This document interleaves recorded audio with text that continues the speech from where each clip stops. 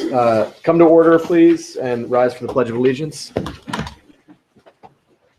I pledge allegiance to the flag of the United States of America and to the republic for which it stands, one nation, under God, indivisible, with liberty and justice for all. Thank you. Hello, everybody. Thanks for coming out tonight. Have a roll call, please. President Dobler, Present. Vice President Jones, Present. Commissioner Squaller, Present. Commissioner Williams, Present. Commissioner Dara, Present. Solicitor Stone. Here. Manager Patterson. Here. Thank you. First order of business is a motion to approve the minutes of the workshop meeting from July 11th, 2016, last week. I understand Commissioner Dara had a correction. Correction to reflect that Commissioner Schullert was not present, correct? Correct. With that correction, I move to accept the minutes from the workshop meeting last week. Second. Go ahead. Thank you. There's a motion and a second. All those in favor say aye. Aye. Aye. Any opposed say no. Motion carries. Thank you. Reports, public safety. Chief. Yes, sir. You're up. All right.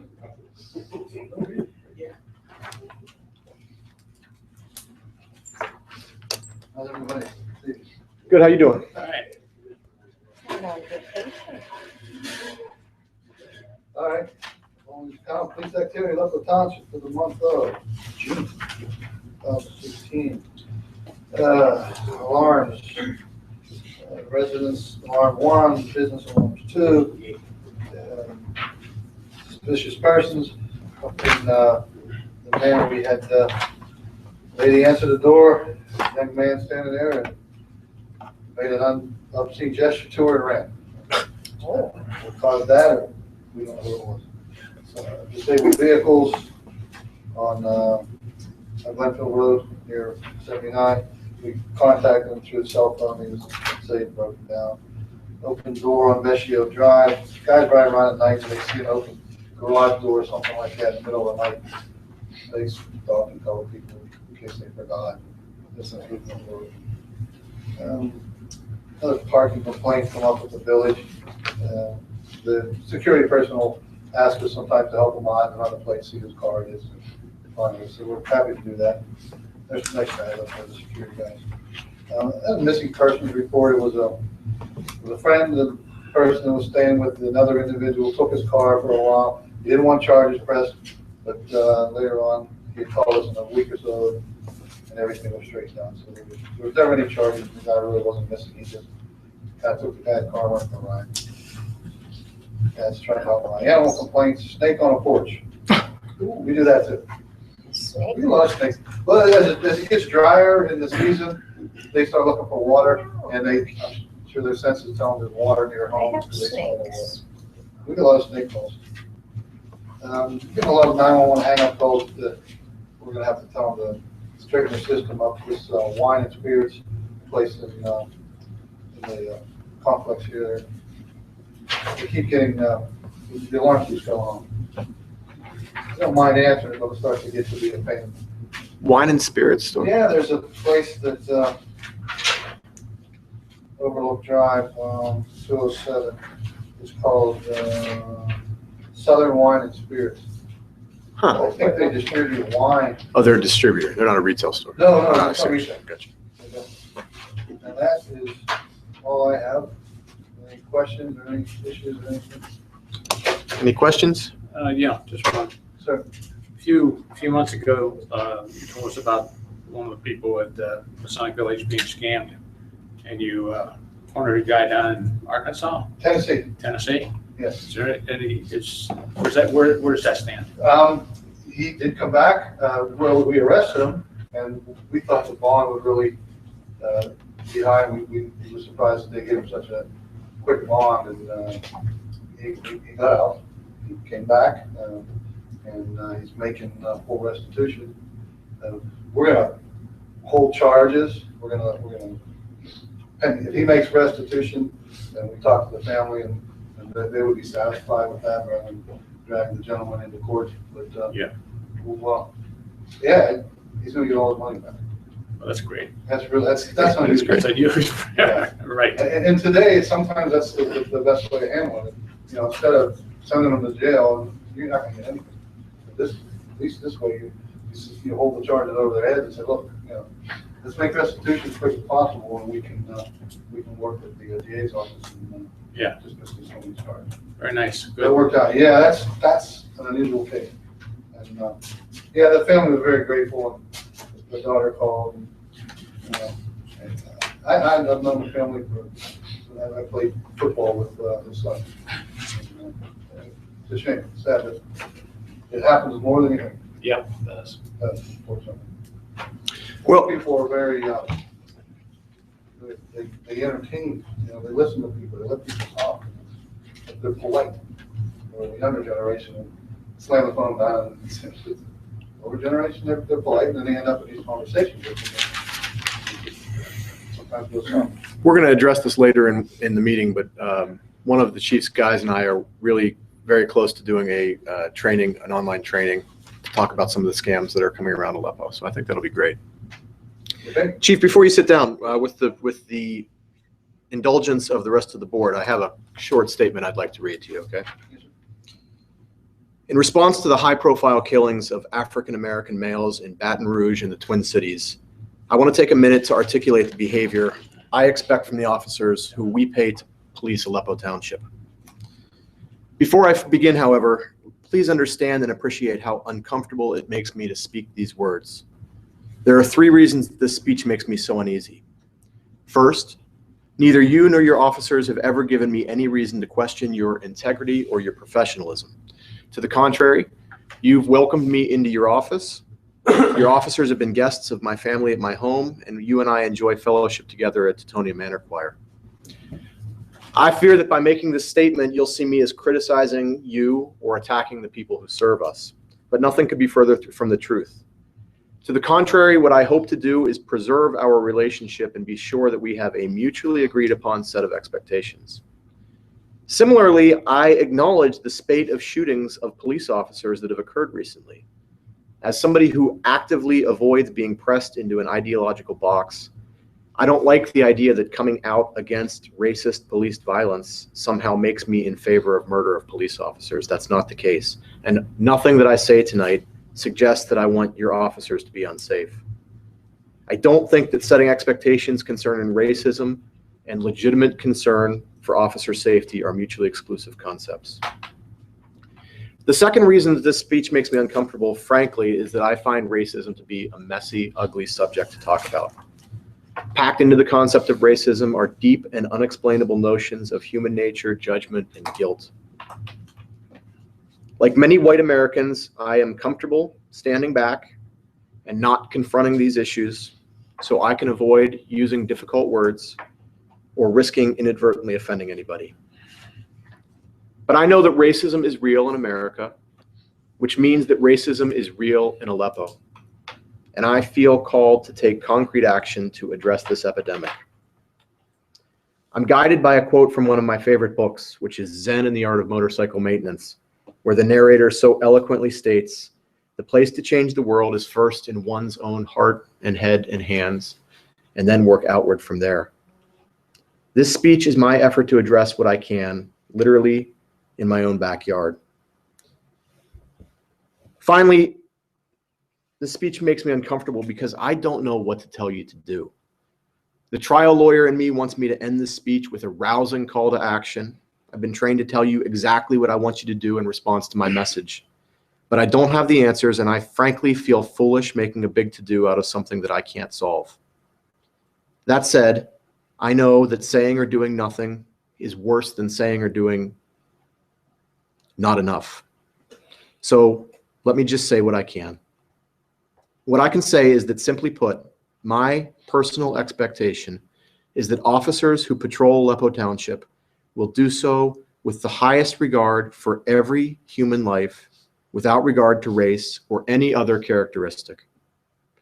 Your officers must recall on a daily basis that they are the public face of Aleppo Township.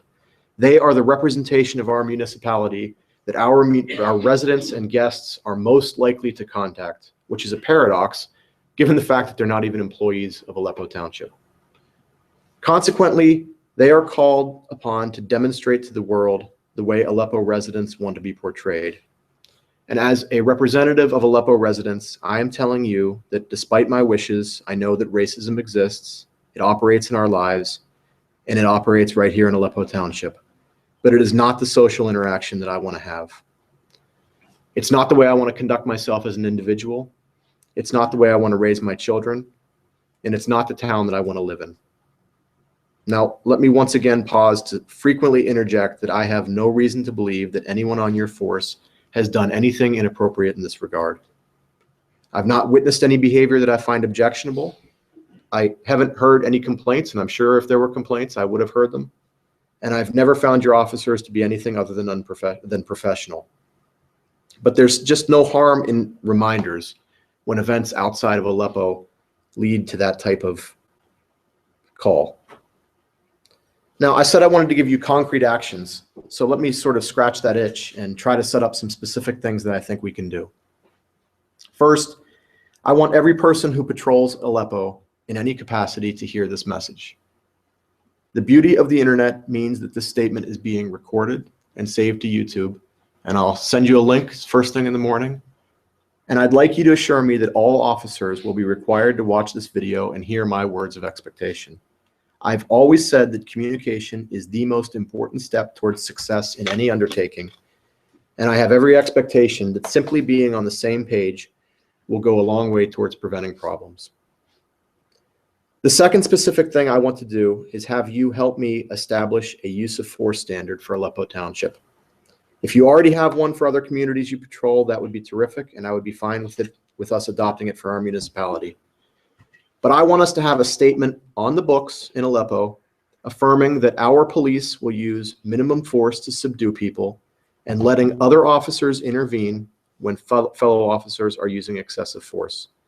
And as I said, if you need assistance in this regard, there are examples on the internet, and I would be more than happy to help. Which brings me to me, because this statement would be hollow and insincere if I put the entire onus on you and I didn't volunteer to myself put my back into reform. So the third and final concrete step that I want to take is to pledge my support for funding to pay for de-escalation training for your officers.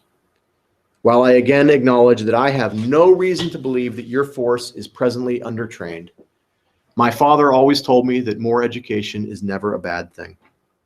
And without usurping your authority for how to train and prepare your officers, everything I've learned from the DA's office and from other experiences that I've had about police-citizen interaction, especially when it comes to racial minorities, suggests that de-escalation training can play a profound role in preventing tragedies. Now, I'm making this statement on my own behalf and not as a representative of any other commissioner on this table, so I'm not in a position to appropriate funds. But if you tell me how much you need to make this expectation of de-escalation training a reality, I will commit my support to it, and I'll do what I can to convince other commissioners to do the same. I realize that it may be politically unpopular because it will be an unexpected addition to our budget. But I now address the other residents of Aleppo and the other commissioners at this table when I say that the money to spend on de-escalation training is as critical as it was for us to spend money to avoid a water main break. Like the potential water main break, the cost of not doing anything and risking a catastrophic outcome is nothing when compared to taking no action and having a catastrophic result. We've seen in other communities the consequences of favoring the budget over reform. But more importantly, it's the right thing to do. It's a way for us to improve our corner of the world and hope that if other communities do too, our nation will be that much stronger. So, Chief, let me close with a word of thanks. First, thank you for the wonderful service that you and your officers provide to Aleppo Township. Thank you for your willingness to hear this speech with an open mind and receive my words from a place of encouragement and not from a place of threat or attack. Thank you. And thank you for your commitment to engage in this pertinent issue of our time. I want to be sure that the words racism and Aleppo Township are never found in the same sentence. I do not want the mass media to ever descend on our community and cover it as the location of a police brutality tragedy. And to ensure that these products of racism don't ever fall on Aleppo, I need your ongoing commitment to vigilance and service, and I know I'll get it. So thank you. No, I appreciate what you just said, and I understand, and as far as the commitment to your requisite, what you requested, shouldn't be at all difficult to handle. And I'm all about training too, and in light of the circumstances, you know, oftentimes it takes tragic events to cause training to happen, and that as far as de-escalation of training goes, probably a good thing. I think we can make it happen relatively easy. I'll do some research on it. As far as funding goes, let's see what we can do before we have to, you know, this is an ongoing working relationship with Aleppo Township, and I have other funding that's set aside for training, and it may not have to come to where you have to pay for anything. So let me do some quick research on that, get something going. I will be sure that every officer hears what we have to say tonight, and let's just continue the. I mean, I can honestly say that we don't have any of that. Never had any issues like that, and we take every step we can to prevent that. I hear what you're saying. Line's clear. Thanks, Chief. Yes, sir. Anybody else have anything for the chief? I'm sorry. All right. Thank you. And thanks you. everybody for your indulgence. Thank you. Our next report is what? I switched over. Fire. Fire Department.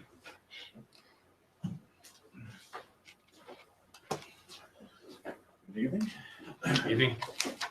Just a couple things. This is for the report for the first 6 months of 2016.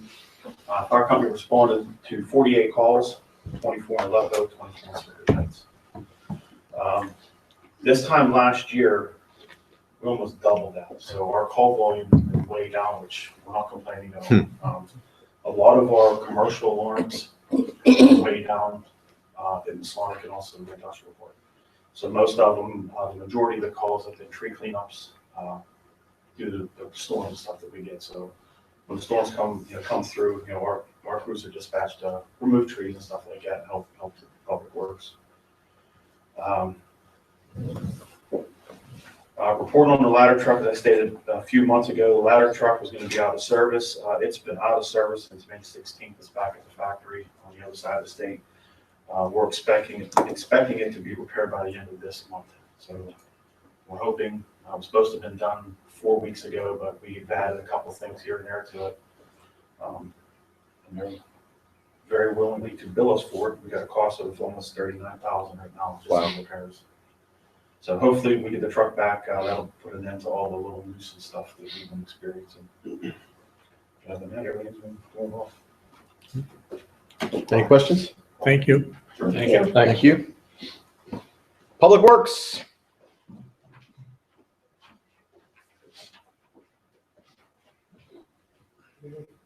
We've been doing some work on School Street. We had some guy rail failures on trees crushing them out, so we had to change some guy rails in there.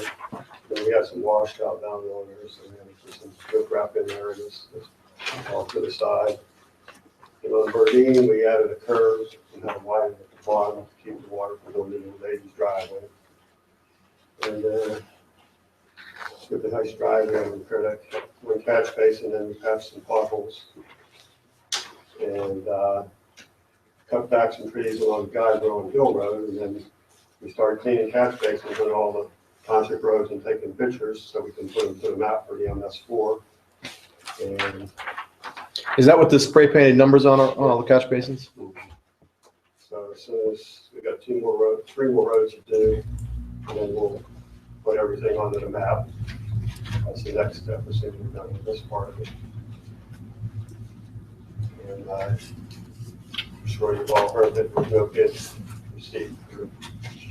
Well, I don't know if everybody has heard that. Why don't you tell us that more clearly? But nobody put a bid in for tar and chipping and profile, the 2 roads we talked about.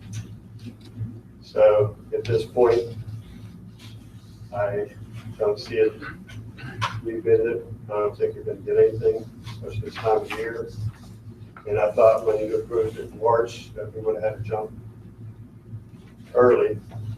And we're just receiving bids this time of the year, in July, so I don't know what happened with HRG. How it drug out so long, I don't know. Okay, so let's back up and make sure the conversation is clear. We had put out requests for bids for which two roads? School Street School Street and Hill Road. and Hill Road. And that bid went out, that request for bids went out today, right? Well, they were. Went out They were a due couple weeks today. ago, due today. The bid opening was today. And when it came in, we had no bids. So the question is, should we put out that bid again now and hope that somebody else comes in? But you put it out to how many people? I have no idea how many bids. The engineer handles that. They reached out to their contacts, they advertised, it was advertised So it's a locally and. it's a widely dispersed Yes, oh yeah, invitation. yes. I mean, it wasn't a big. What was the cost. amount? Probably $50,000, we were guessing is what the bids would come in. So if you were under 20 or under 8 or under 19, you wouldn't have had to go to a full advertised bid. You could have done a. Yeah, but it was definitely over that. It was over that. Definitely. So you did go to, you went to Yes. full advertising for bid, so it would be totally open.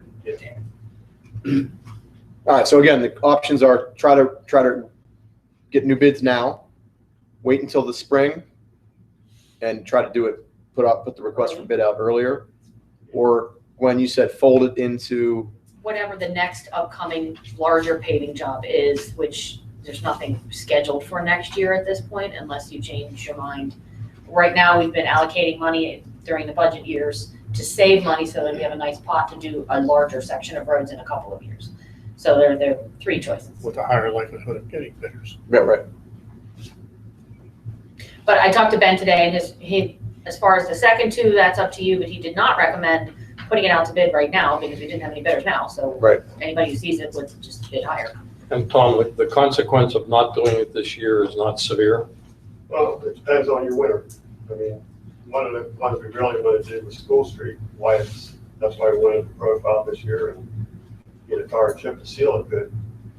Because I mean, we get a hard winter, it's gonna take a toll, but I mean, you can't predict the weather, you don't know. And there seems to be the thought that part of the problem may have been the lateness of the bid. That's my opinion. That could have something to do with it. But That in combination with the fact that it's a small job, just really wasn't super appealing.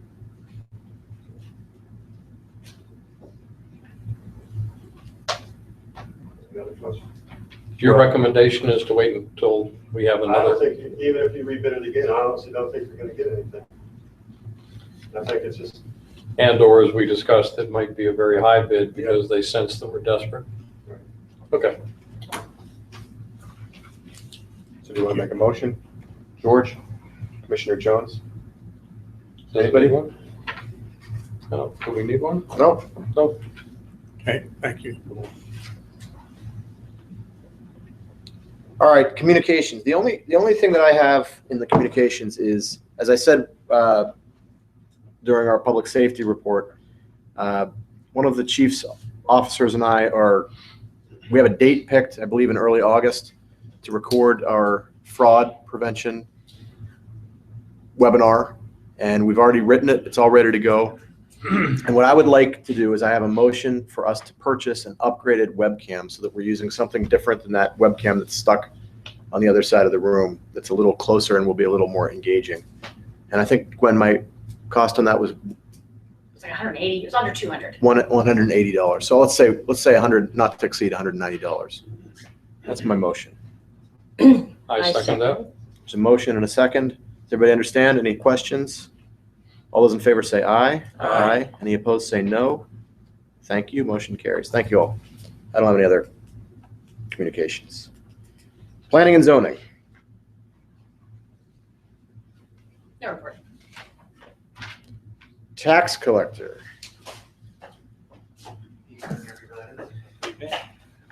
give you a report, go around with this again, see what happens here.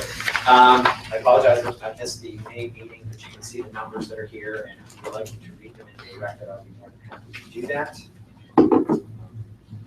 I don't think they have to.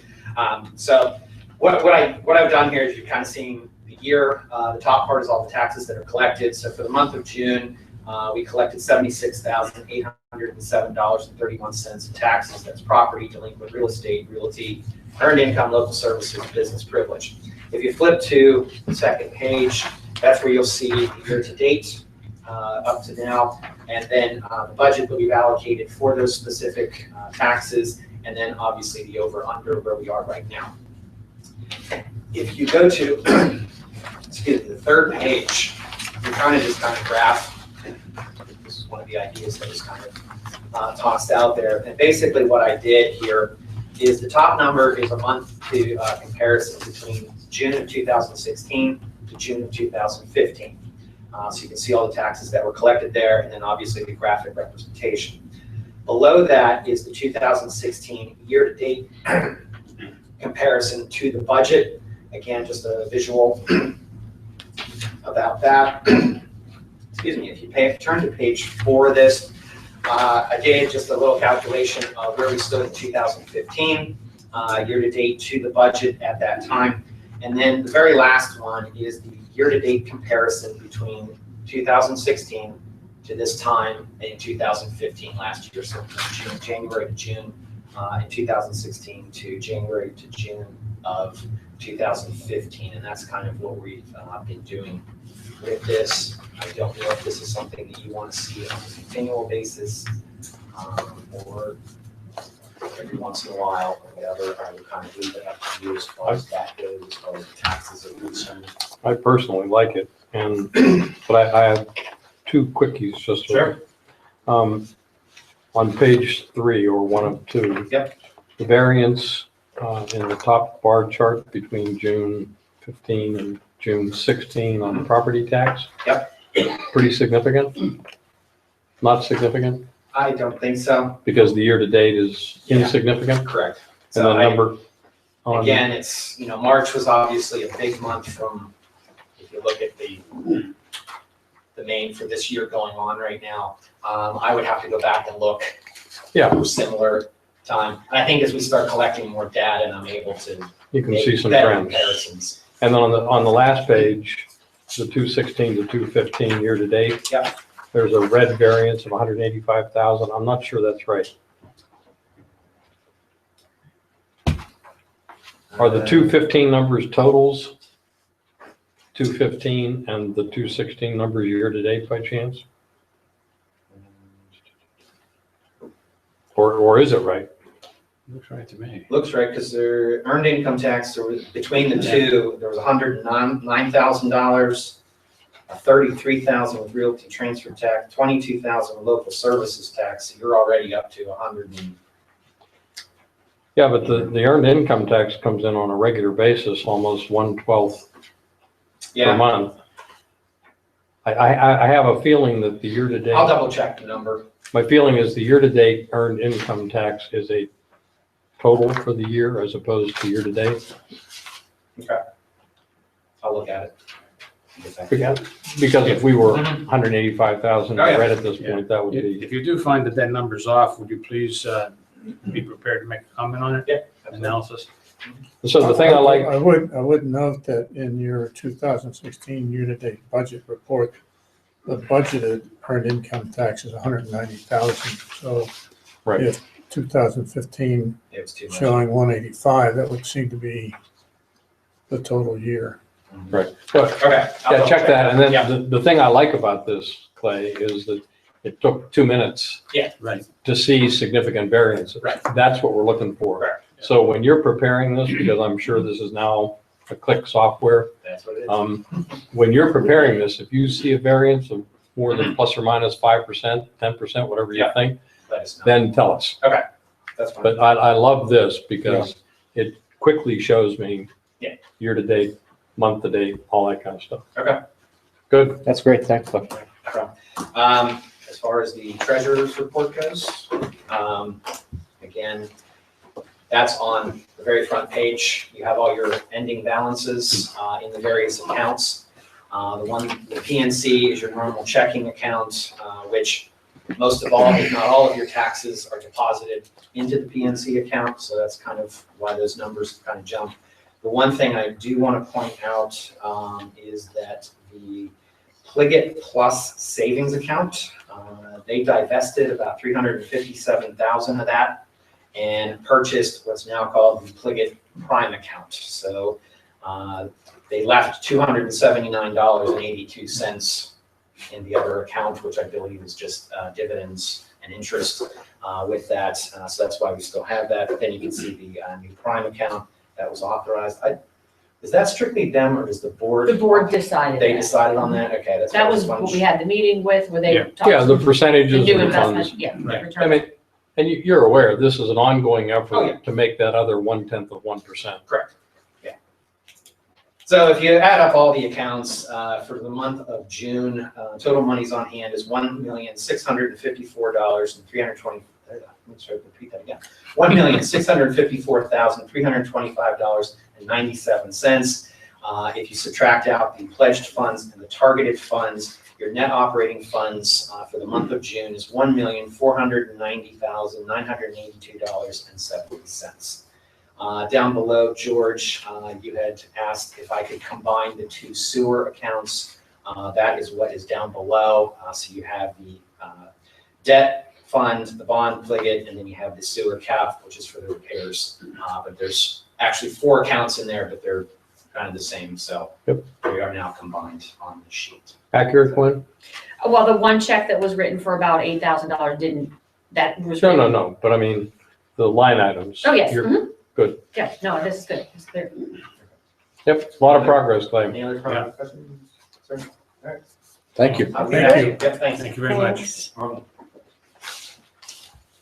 All right, under our finance report, we have a pre-listed motion here. I make a motion to approve June bills in the amount of $28,779.80. June prepaid bills in the amount of $8,042.58. And ratify June payroll transfers in the amount of $16,527.84. Second. Motion and a second. Is there any further discussion? All those in favor say aye. Aye. Any opposed say no. Motion carries. Thank you. Anything else on finance? Aleppo Township Authority.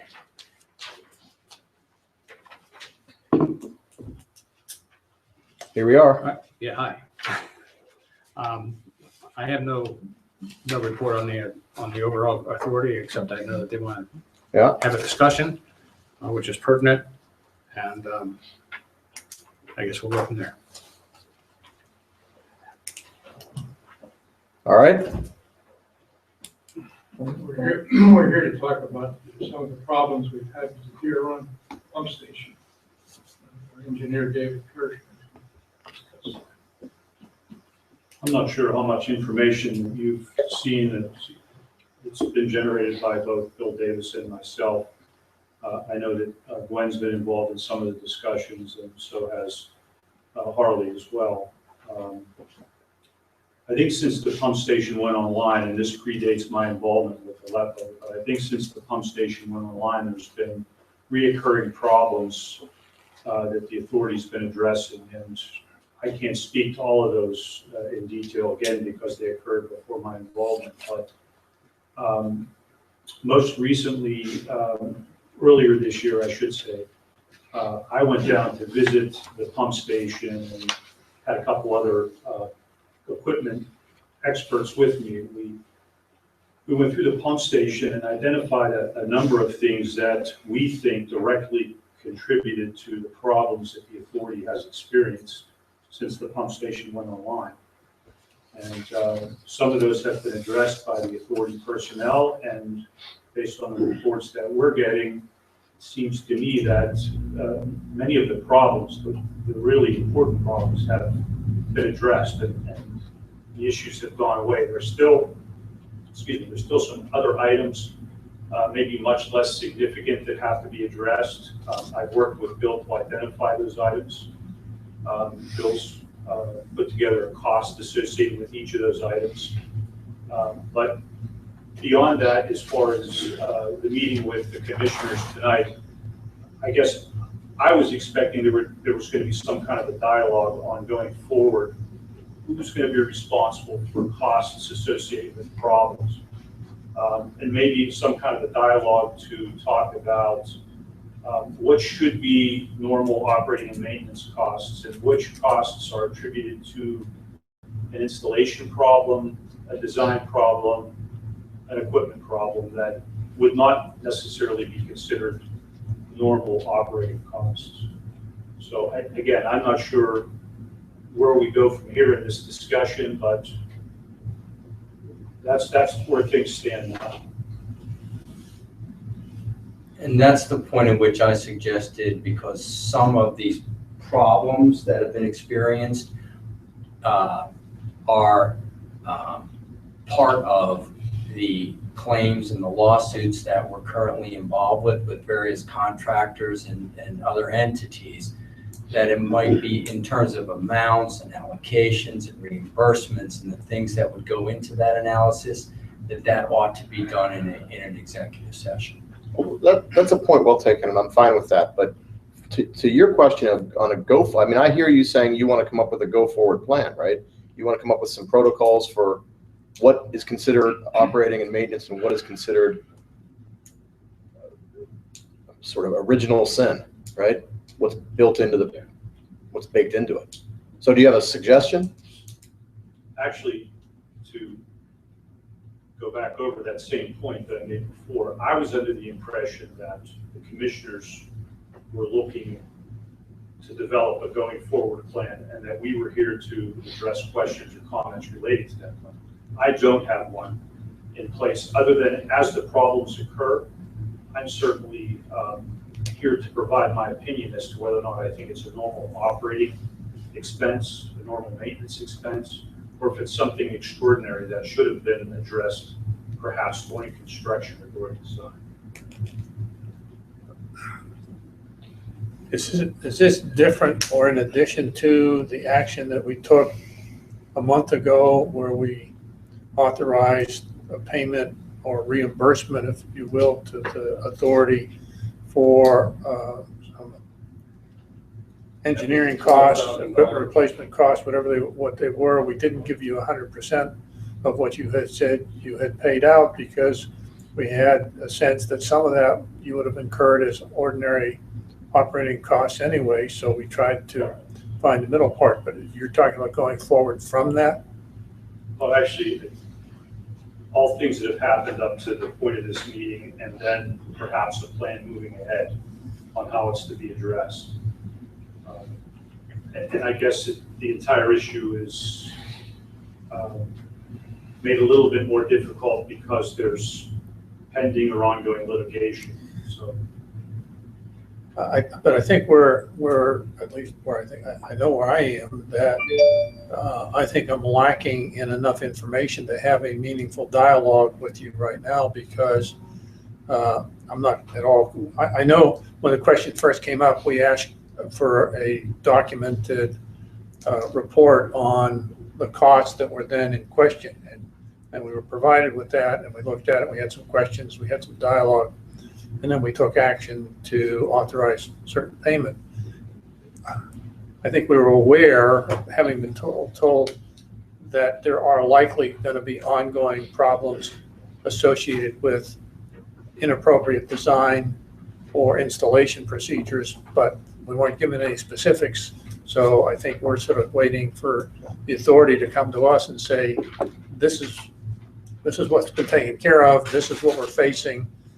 And if you're saying this is going to be a 30-year continuing problem, I guess you need to lay that out for us and let us chew on it for a little while.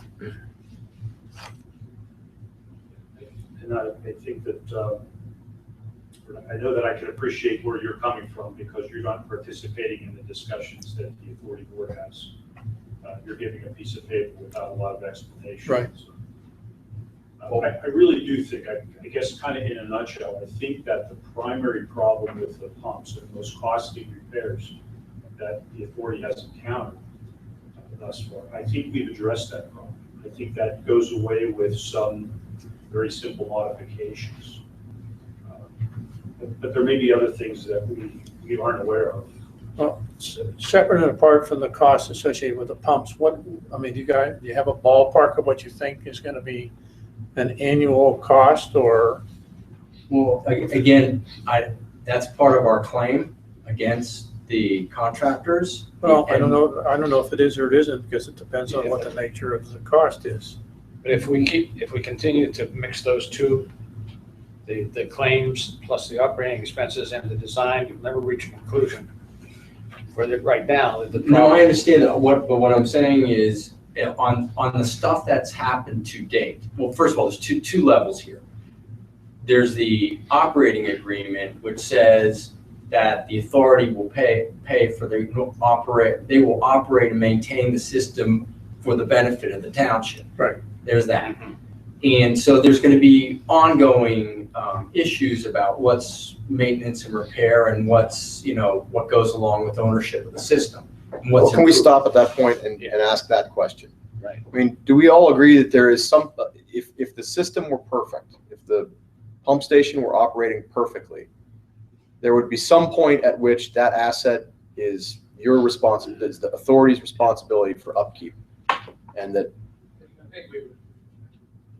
so then the only wrinkle that we're adding into it is that you're saying that you think that there's some defective nature in the design or construction of the system that's causing the maintenance to be higher indefinitely, unless we rip it out and start again. Yeah, and again, I think that the authority has addressed probably the most costly in terms of repair costs issue at the pump station. I think that's behind us now. That's been taken care Yeah, of. but Well, but that's So what we're that's not. taken crops up. care of. Here's how it crops up. It crops up again because someone other than the authority and someone other than the township may pay for those costs or those expenses. And the issue would be, and what we're trying to do between the township and the authority is figure out if we were to settle all those claims, what would go in one entity's pocket and what would go to the other entity's pocket. Now, with past costs incurred, that's easier to figure out because you know who paid for it, and that's arguably where the reimbursement would go. But for future stuff, the question is who should get paid for ongoing future expenses and which pocket does it go? And that's why. If the But he's agreement with the authority requires them to operate it and for them to pay the operating costs and maintenance costs, it seems to me the answer is pretty simple. If there's a future payment with regard to expected O&M costs above and beyond the norm, as long as the authority gets the money, as long as they assume the responsibility for those costs. But what I'm hearing is that those things have been taken care of. Some From of here on, most of them. Not all. Mostly. The unresolved issues, based on the list that we compiled, I think in total, there are 4 items, and I think the total cost, estimated cost is $3,000. So, And that's assuming the authority does the labor on the modifications or repair. And that was not part of the money that you received. No. So the first issue was a $12,000 event, This is more. 70-30 split. Yeah. Now you're saying there's 3,000, and you were questioning the validity of our 70-30 split. That was the first question. And my question, just to have a baseline, the authority's collecting, I think, $2.75 per thousand, half of what you're collecting. And is your budget showing, or are your payments showing that that's sufficient to cover normal O&M? Or have you gone over or under budget? In other words, you're collecting a lot of money. How much of that money has been spent for O&M? Less or more than you collected? We don't know. Those folks are practically new and there should be very little O&M on those, the whole station. That's not the question. That's not the question. Yeah, I understand that, but, almost anything that's been done so far, probably, if Dave can correct me if I'm wrong with Bull, but, it's due to installation or design problems. Okay, but aside from the 12,000 and the projected 3,000, you've been spending money for operations and maintenance? And relative to the collected amount, have you been spending more or less than collected? And the reason for my question is if we're looking out 30 years, if those funds are deficient now, they will be more deficient in 6 years. Based on our review of the budget, going into 2016, there were sufficient revenues being collected to operate the sewage collection system. Okay. I was comfortable with that. Okay. And we've actually developed a capital budget that goes out several years in advance to kind of forecast things that we know are upcoming. So aside from these relatively minor $15,000, $20,000 events, you're comfortable that the amount we're collecting is sufficient? The last time we looked at this, when we prepared the budget for the year 2016, yes, we were comfortable. Banks and Engineers was comfortable. And to me, the two components of the capital expenditures would be the pump stations that we would have to consider. The pipes aren't going to cause us a problem. It would be just the 2 pump stations, Right. basically. So that's where we should focus. You have tools and equipment and, yeah, there's some manhole Okay. repairs that have to be done on the system that had been in service. And there's still the unknown question about the flow meter, which we know is not working properly. It's gonna entail That's not part of the 3,000 you're talking about now, right? no, but it's in addition, which could run the budget under. Well, let's do this exercise for the sake of argument here. Do you think that there is, and I'm not suggesting that we're offering this, but do you think that there is a time at which that system would be operating long enough that you could say to us, if there are problems, they would have flushed themselves out by now? You know what I mean? So like a warranty period there where you say, hey, it's been operating for 6 years now. We can assume that anything that's happened after this point is just regular operating and maintenance. I don't think so. No. No, usual pump station. As far as It's 2-stage pump station, very high speed. It's not a normal operation. It's very unusual. And I think anything can happen. It's almost an afterthought. Well, would I be correct to say that from a manufacturer's or the supplier's standpoint, the warranty period is over? Yes. Okay. So from now on, then the expenditures that occur would be for operating expenses and of course the payments that we're going to be forced to make for poor design and operations. Is that correct? Yeah, but their position is that a warranty, a retail warranty, doesn't necessarily address Well, I mean, defective. The warranty is us.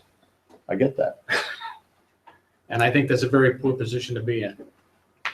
And it can't go on and ad infinitum. Are you saying that the nature of this pump station is it's inherently unreliable and never should have been designed the way it was designed? Is that what you're basically saying? Poor design is probably the best 2 words. Could have been a better design. And the pumps are running at a very, very high speed.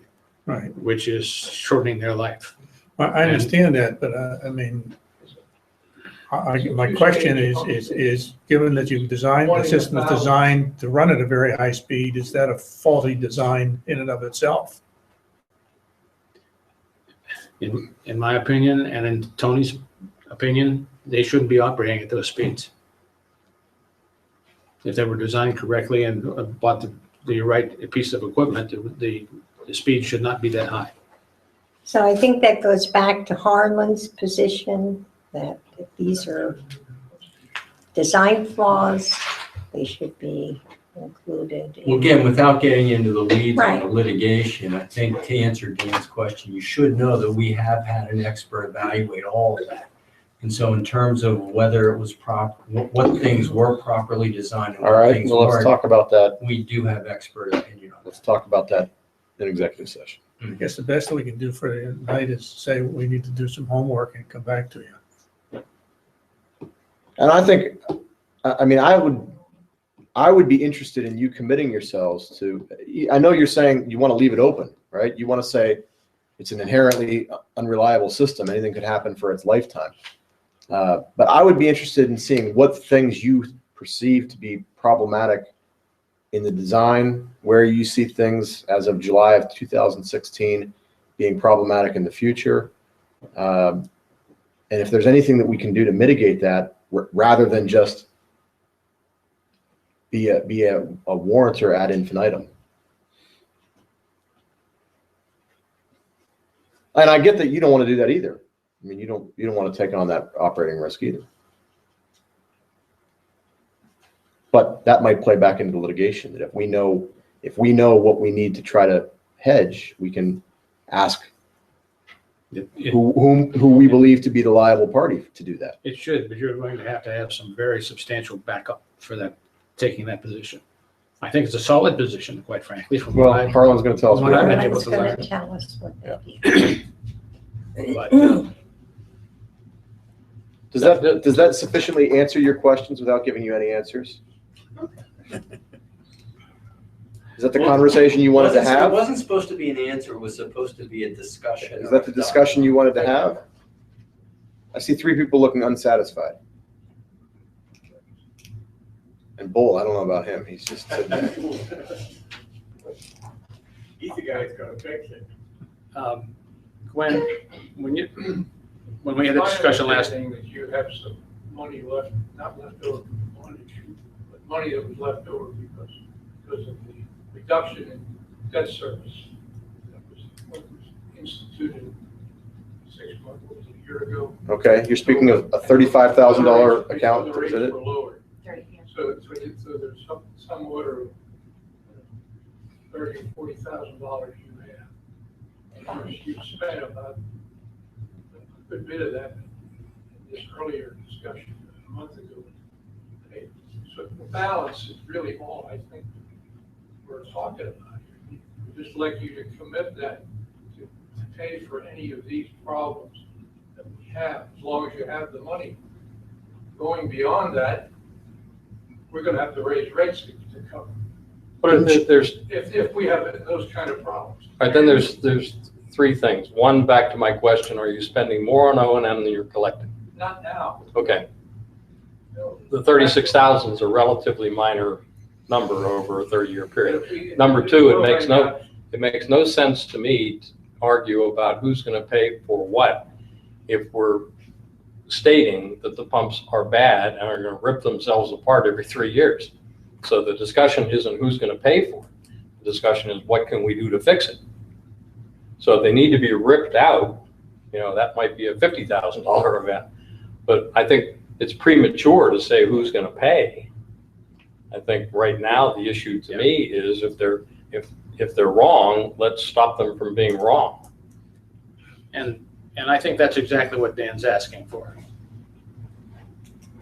Is for you to go back, you're the guys that are living with it, like it or not, and you're going to have to come back with some series of either fixes or a capital expenditure to fix it permanently.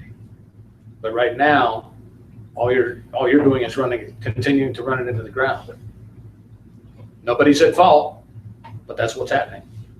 And consequently, what you're suggesting is we end up as holding the warranty, which is a position I don't think we should take. We're only asking you to hold the warranty for the funds that you had set aside. Yeah, I know, but when the money is, There's a limited amount of money. I get it. but money is money. When it runs out, you're still going to have the same problem. So we're asking to We have solve the it. problem now if you don't help So we're asking for maintain the rate. some definitive decisions on your part, study and decisions on your part to solve the problem. I guess what I don't understand though is you're saying $30,000 will definitely keep us from having to raise rates. Give us the $30,000. No, I'm just saying, to take care of the problems now. It's not gonna solve the problem tomorrow, take care of today. How much do you need? But yeah, last I heard you No say one you knows need how Heard it 3,000. was- No one knows how much, right? That's wait, the point. wait, wait. 30,000, that's what I understand. Yeah. You had money. $30,000 is No, what you're no, talking about. that's not what he wants. though. That supposedly was Yes, it is. left over in the bond fund? Yes, that's in that one account, yes, Yeah, $30,000. in that one account. When that's gone, it's dry. That's about $30,000. Yeah. But what You are your understand, when that's gone, it's needs dry. right now? All right? Now, when we did the budget, as of February of this year, the way you were running about a $40,000 deficit. We took action on increasing the rate plus increasing the minimum, which gave you a fairly substantial increase in revenues. That's water. That was water. Oh, I'm sorry, right, water. Okay. No, we didn't touch the sewers, that's correct. I just want to maybe say what John said, maybe just slightly different, in a different manner. Sure. I'm not involved in the discussion between the commissioners and the authority board members. Go ahead. Okay. So I don't know what's going on. I don't know the specifics of the dialogue between the two boards. But I can tell you from my perspective, just sitting at the table, participating in the discussion, it seems to me that every time that there's an issue that relates, in my opinion, directly to an installation problem, a design problem, whatever, the authority board then goes to the commissioners and then has to justify getting some money to address that. And then there's discussion with the commissioners to either pay or not pay, or pay some part of whatever the repair costs or replacement costs are. And again, I'm speaking strictly of my perspective sitting at the table. It seems to me that there's some reluctance to participate in those costs. And if I to prepare a budget, then assuming from this day forward that the authority is going to have to assume those unknown costs, then the sewer rates are going to be adjusted to reflect that. And someday they may have to be. But to me, it seems like from the authority board's perspective, there's always this uncertainty. If something happens that they never would have anticipated, no one would have ever anticipated being a problem, there's some reluctance on the commissioner's part to participate in the repair. So I guess I'm not sure. I don't think, let me just modify what you're saying a little bit. There's a reluctance on the commissioners, at least for me, on my part, to commit to giving you money for something that has yet to happen. And it's something I need to evaluate when it happens. And you need to come and tell me this is what happened, this is out of the ordinary and not normal O&M. Right. Rather than just asking me right now, just commit to pay whatever bill I send you. I can't do that. Because we're starting from the position of the operating agreement. I mean, to me, the default position is the asset has been committed to you, and the expectation is that you're going to run it. And so if there are things that are out of the ordinary, if there are, and I'm aware that we have an installation issue, we have a design issue. So if there are those issues, I want to hear about them, and yeah, I want to dole out the money a little bit at a time to deal with each issue.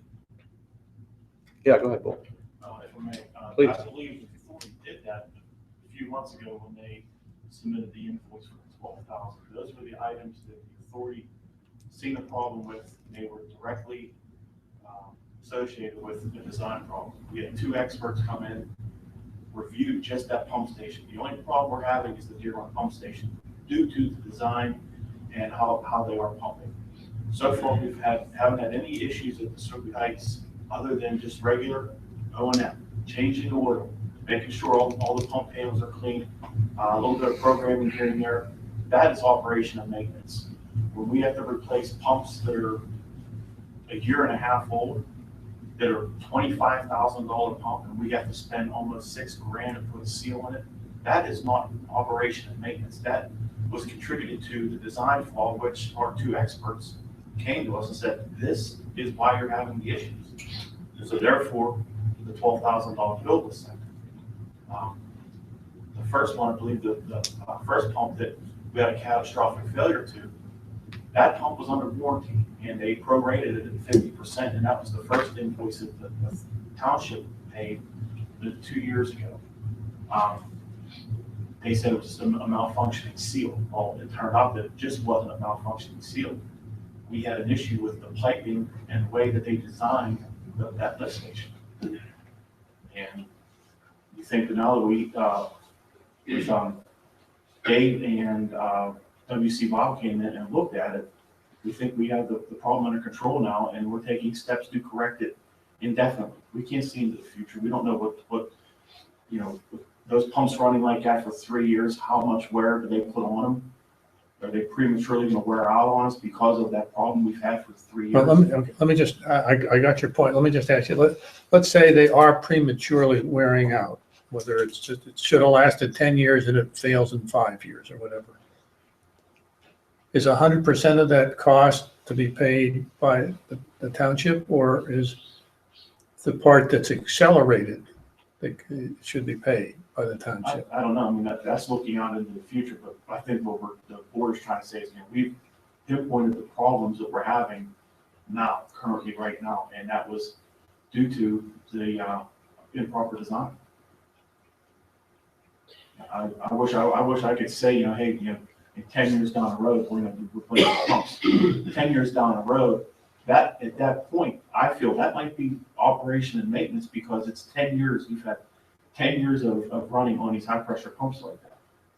Maybe at that point, I can't speak for the board, maybe that would be standard O&M. You know, you're putting money aside now for capital improvements for 7 years, 10 years down the road. But dealing with the, associated with all the problems that we've been having in a 3-year span on a $1.5 million pump station, I just feel it's wrong. I think that was part of my point. Did we spend $12,000 and now another $3,000 to truly fix this problem? Or are the pumps still spinning too fast and are going to wear and tear again? Can I ask you, John? No, Joanne, can I get an answer to that? That answer is important. I'm sorry, did you ask that again?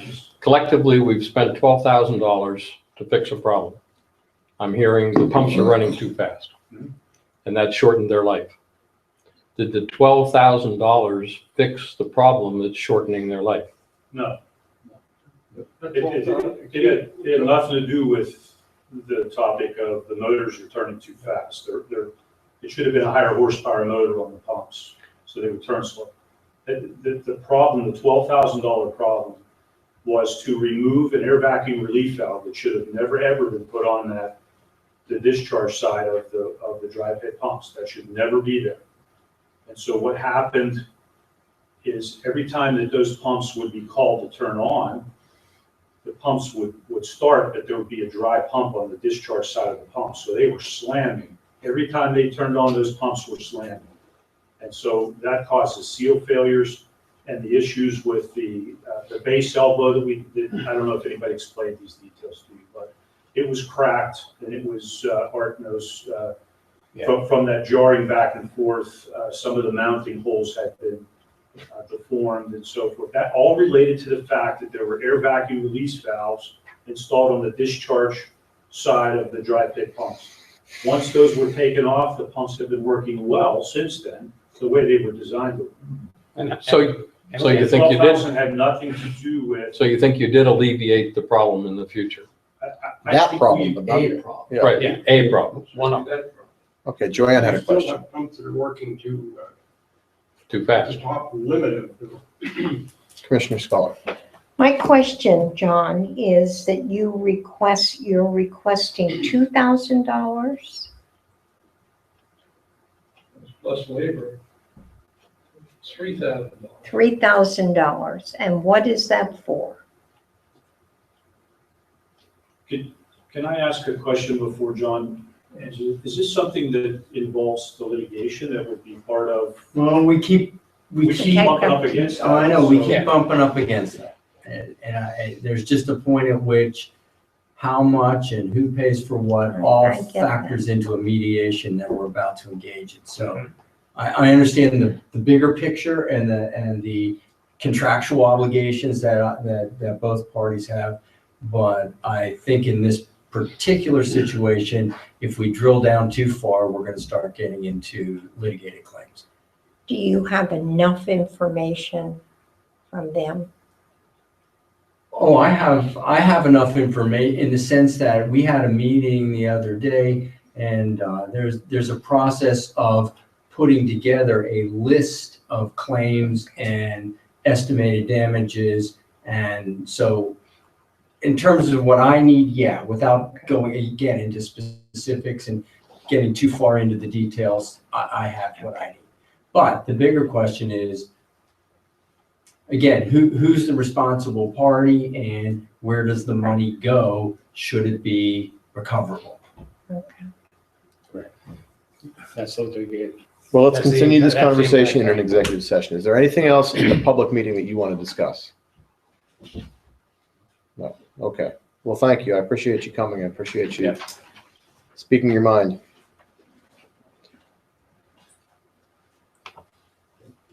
COG. Speaking of Speaking your mind. spending money and speaking your mind, yeah. There's a meeting on Wednesday, and I don't know how much of this I can talk about. Do you know how much of this I can talk about? No one's talked to me in a while. The only thing I'm aware of from COG, since I am their solicitor, but it's really on an as-needed basis. Yeah. The only thing I know is I did get a email or a request for information involving claims in Bellevue. Okay, can we have one conversation at a time, please? Bonding claims involving a Bellevue paving Gotcha. project, That's the Mr. Bubbles issue? I think. Okay. Other than that, I'm not aware of anything happening legally. Here's the bottom line, and I'm bringing this up because I kind of want to get a sense of our board. On Wednesday, we're having a meeting, and one of the issues that will be discussed at that meeting is an offer that has been made to a candidate for the executive director position.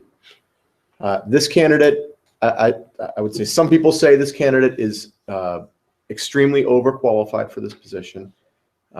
She brings a lot of experience with municipal government, and in particular with relationships between municipal governments. She would be very well suited for this position. Len, can we have one conversation, please? Sorry.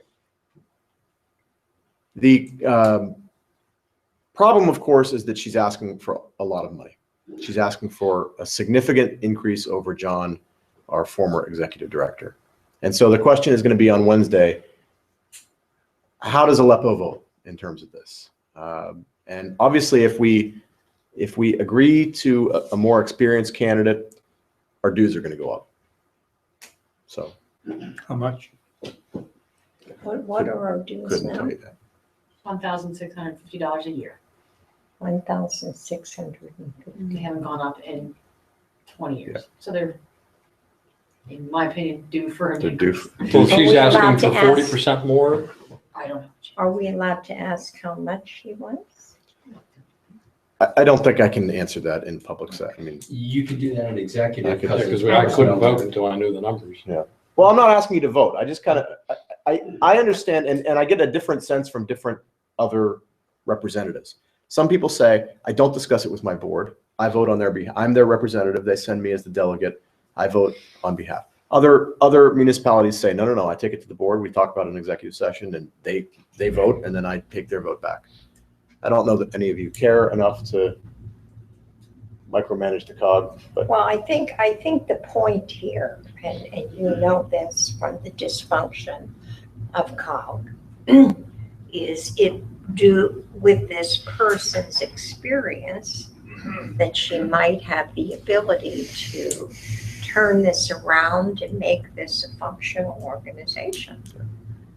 That or she'll quit, one or the other. yeah, I kind of think she's in and I mean, She's staff. if I were her and I was walking in and saying, well, I'm gonna increase your expenses by increasing your payroll, you better have an awful lot of confidence in yourself that you're going to increase the revenue to make up for that, either in grants or Well, she may. She may. Yeah. I mean, if she's that qualified, she knows how to write for grants. We'll look at it this way. With your former director, if I may enter, Yeah. I've been the solicitor, Yeah. so I've sort of seen what goes on. With your former executive director, you've got less than what you paid for. Absolutely.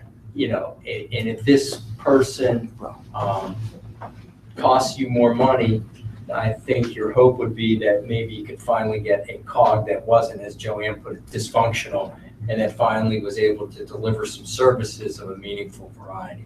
But the three things we use them for now are salt, garbage, and cable. But that's But because that's the it. cog is Dysfunctional. non-functional. So what, we're using them for ridiculous things. What I other think things do you there's think? potential. I think that They can could do have potential. Other cogs, if you look at North Hills cog, you look at the Shea cog, you look at Steel Valley cog, they offer much more meaningful services. Now the argument there has always been, well, they have more money, they're a wealthier cog, and they can afford to do more things. But I think the idea here is you sort of kept doing the same thing over and over again, and it got nowhere because you never charged, meaning the local cog, QB cog, never charged enough in dues to support any kind of meaningful service. So they just sort of reverted to the traditional items and just. Give me an example of a meaningful service. Shared equipment, shared road equipment. Good. Some of them have owned a ton of road equipment. Mhm. That's one. Trying to think what North Hills cog does. Chief, you have any involvement with North Hills cog? Yes, sir. What kind of, are there programs there that you could speak to? I know you were involved out there. Yeah, there's a lot of programs that they're involved with the road departments and sharing equipment. That's what. We have the Chiefs Associations.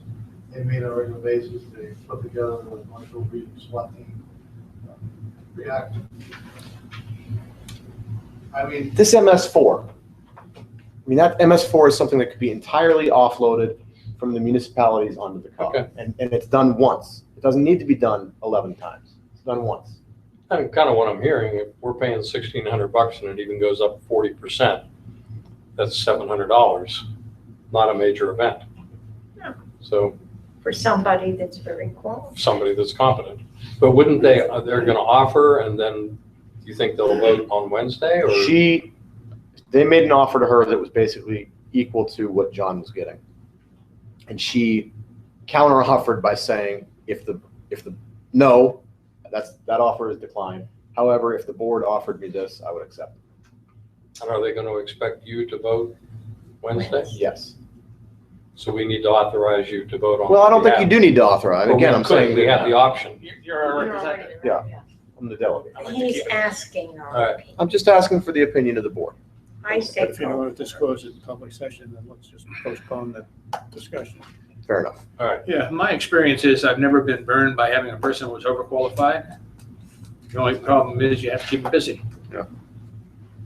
Let them do their work. Okay. All right, ambulance authority, No report. here. Where are we? Sewer project, No report. MS4. Speaking of, Tom basically hit it in the public works report. They've gone through, they're starting to clean the catch basins. They're taking photos before and after, and they're numbering them so that we can get them on the map. So that's just many, many steps in the MS4 process of documenting our storm sewer system. thank you. Harlan, do you prefer your report to? I will. The only other thing I see that you opted to have me draft or prepare your Verizon contract, and I'll do that.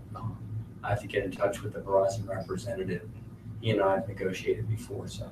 It's not, the existing contract doesn't expire until next year. So. Right, but you're required by law to enter into negotiations.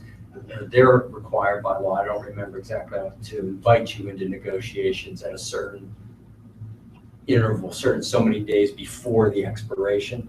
So I think we may be entering that period. Unfinished business. New business. just have one thing. I'm gonna be entertaining some copier replacement quotes. I got my first one. We have a 10-year-old photocopier and it's been eating paper.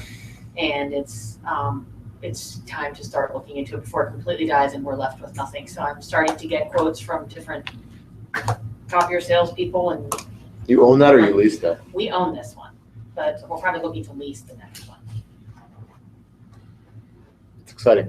but no. Any other new business? All right, let's run through our action items. Policy, fiscal management.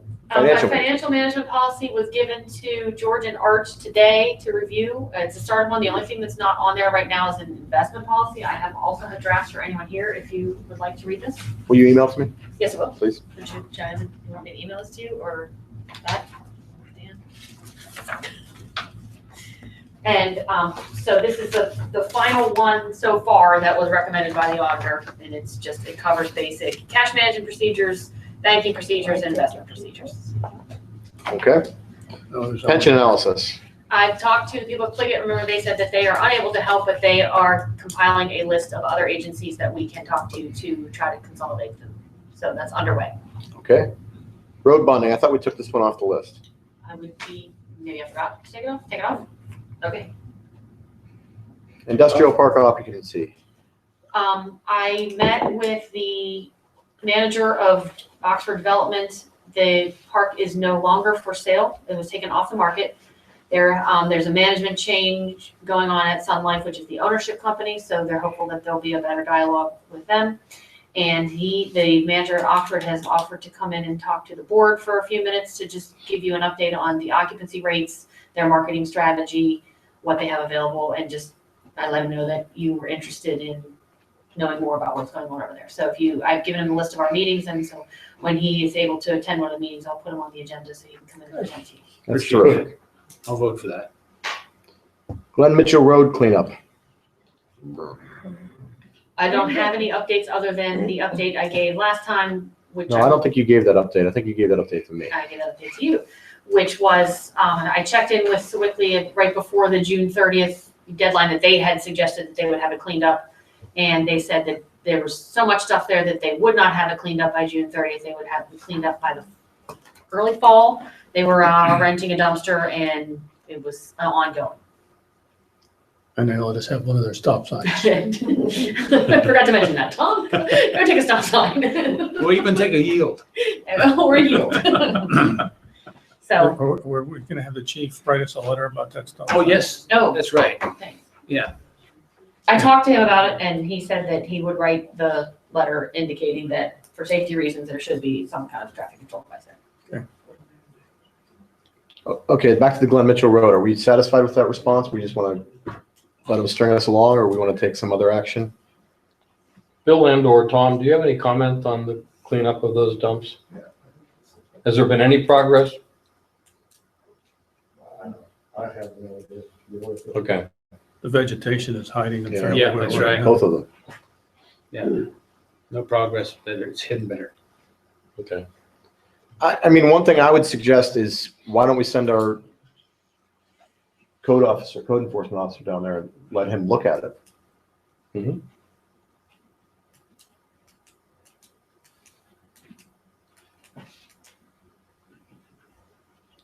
Can we do that, Gwen? Is that a Sure. motion? Yeah, oh yeah.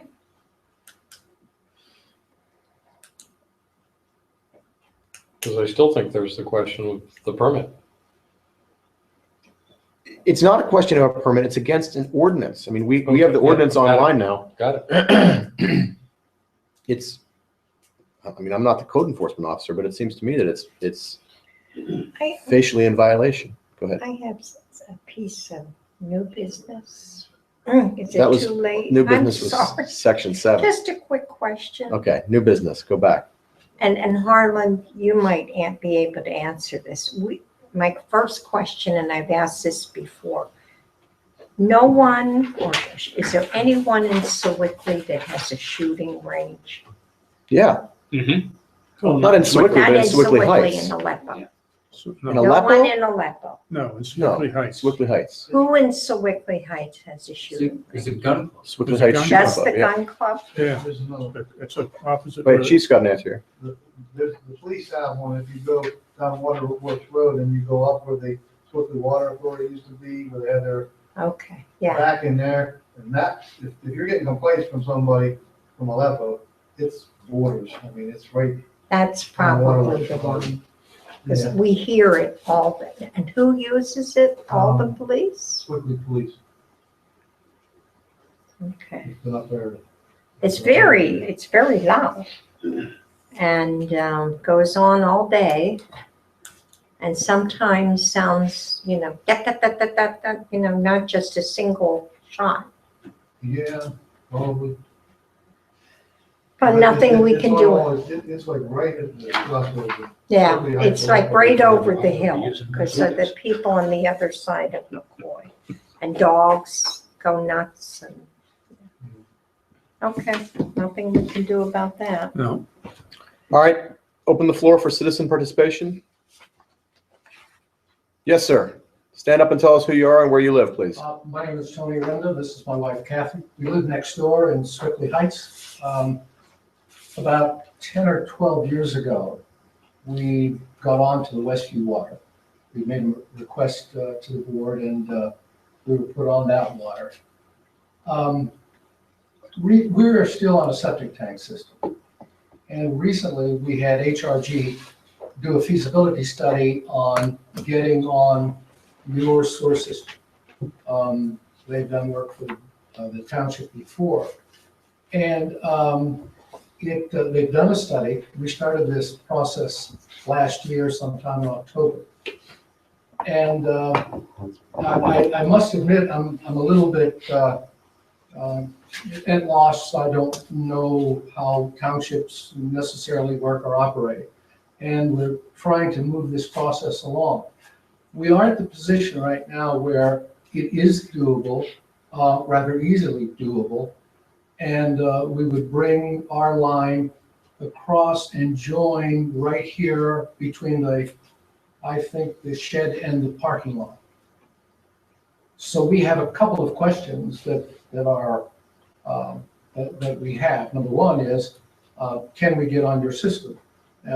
Apparently, it's doable. You would have to give us an easement to come across about, I want to say 80 feet or 100 feet, which is right adjacent to the parking lot, as I understand. And so we're trying to move this process because what will happen in a very, very short amount of time will be in winter, and then we'll be looking at another year. And we're trying to make a decision in that regard. So I'm looking for a little advice and some direction and where to go next. Okay, so by way of background, Mr. Renda approached the township through Gwen, I think, initially, and through HRG months ago, with this idea that he's having septic issues on his property in Sewickley Heights, and of course is looking for access to a public sewer system.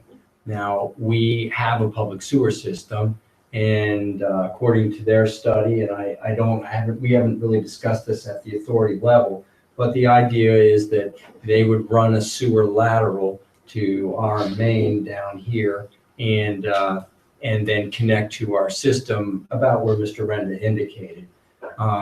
They're currently customers of the water authority, water customers of the authority, and they would just be coming on now for sewer service. The process legally that they would have to go through at this point is they need an easement in order to put their private sewer, their service lateral across your property to get to the connection point.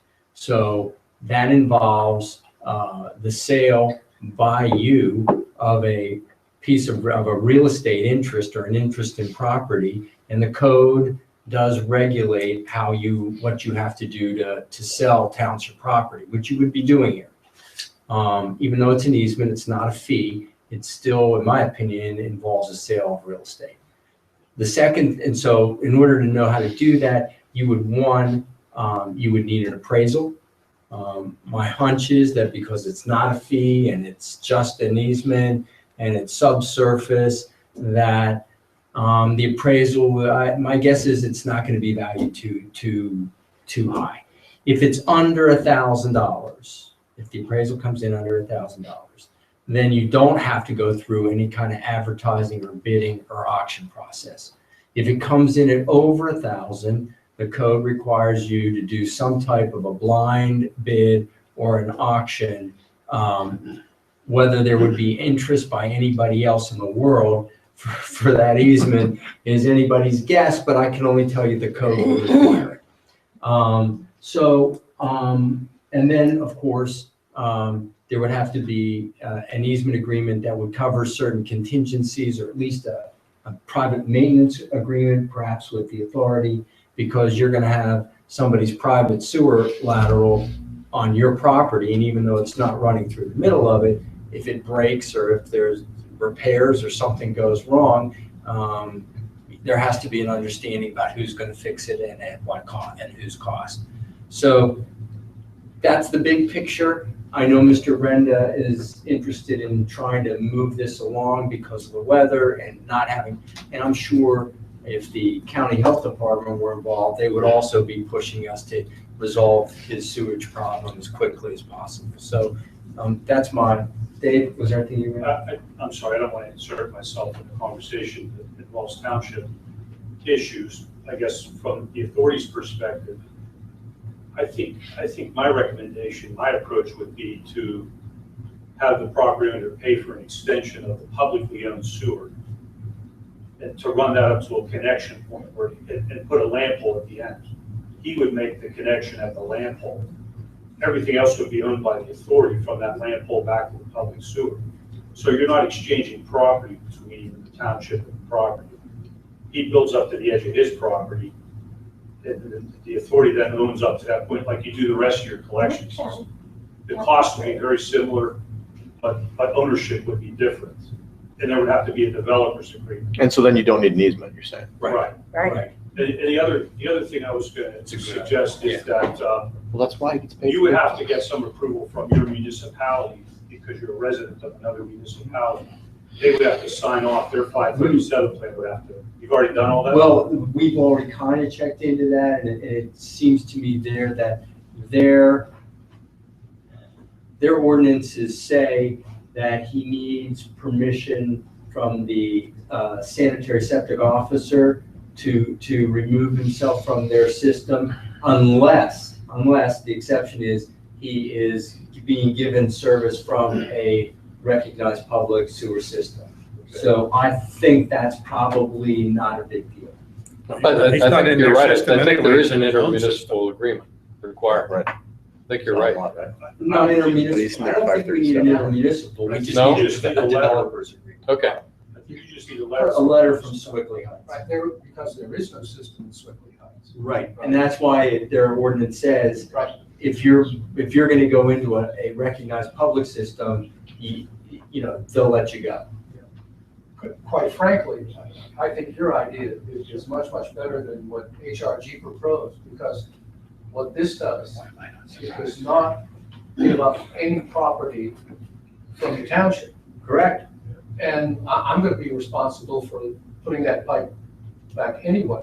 Exactly. So I think that's a much more easily understandable way to do it. So my suggestion is, because now that it was my intention to get this ball rolling for you, Mr. Redden, you know that. So you've heard from the township. My suggestion is, under the circumstances, you might want to come to the authority meeting tomorrow afternoon around 3:30 if you're available. And Dave will be there and the authority members, and they can maybe help you out that way. If they take that approach, we don't have to act at all. Right, you're out. It's an authority issue then. Right. Makes it a lot simpler. Does that work out? Yes, thank you. Good. You're welcome. Thank you for coming. Other citizen participation? Okay, with no other citizen participation at 8:29 PM, we are going into executive session to discuss pending litigation. Thank you all. Stay for this? Yeah. Give me 5 minutes. Appreciate it. I'll catch you later. See you, Clay. See you.